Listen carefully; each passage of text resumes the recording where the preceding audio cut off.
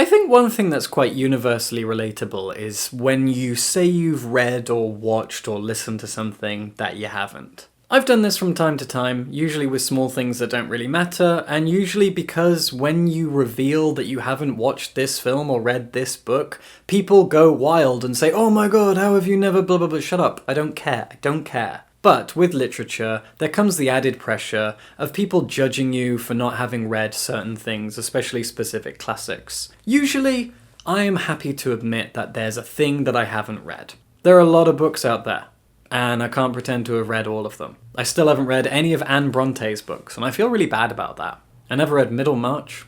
Can't think of any others. There's a lot. There's a lot I haven't read.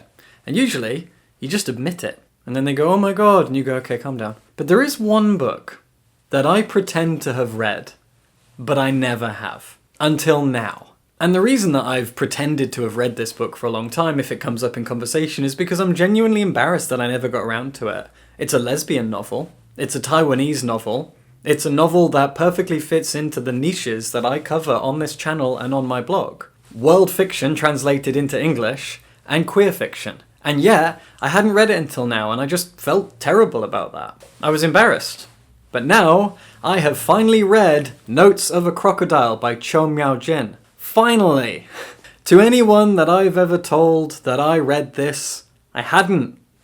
And I'm sorry, please don't cancel me for that. I have now finally read Notes of a Crocodile, and it is as good as everyone says. It is difficult, it is harrowing, it is heart-wrenching. It is a book that you really should read, especially if you're queer, when you're in a really good place. All the way through, it reminded me of the writing of Osamu Dazai, who wrote No Longer Human. And Osamu Dazai actually gets referenced in this. This is a book that references American and Japanese literature an awful lot. These are things that inspire the protagonist. If you haven't read it, Notes of a Crocodile tells the story of a university student who goes through her 3 years of university and is struggling. She's gay, she's struggling with queer culture and the queer community that she's kind of almost maybe a part of, or at least what actually exists at this time and place. And we begin with her falling into a very lustful and difficult and pretty toxic relationship with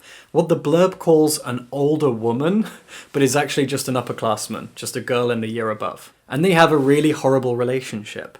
The book is separated into 9 notebooks, and these notebooks aren't really thematically divided up. They just slowly cover her years of university and her social experiences. We learn a lot about this relationship. We learn a lot about her friends and her relationship to them as well. But this book, just like No Longer Human, often feels like a cry for help. Notes of a Crocodile is a very upsetting narrative about how we feel excluded from society, and also the ways in which we abuse ourselves. It's not just about what society does to us, but what we do to ourselves. Usually, but not always, because of societal pressures. These invisible threads and walls and barriers and stumbling blocks, hurdles, all sorts of things that society puts in front of people of different groups that create things like self-loathing, self-hatred, paranoia, low self-esteem, isolation. A lot of what our protagonist does, she does to herself. The toxic relationship that she falls into is toxic from both sides. She's young. She's immature. She's a university student. She's around the age of 20. And she does a lot of ridiculous things. She thinks a lot of silly things. She reminds me a lot of myself when I was at university. And I look back at my university years and think, wow, I was a fool. Especially when it came to romantic love, sex, friendship, all of the social aspects of university. I was an idiot. I treated people really badly. And I was treated badly. Because at this age, we're still emotionally maturing. And it's crazy to think that just after university, I became a high school teacher. That's wild to me. But I was also quite emotionally immature.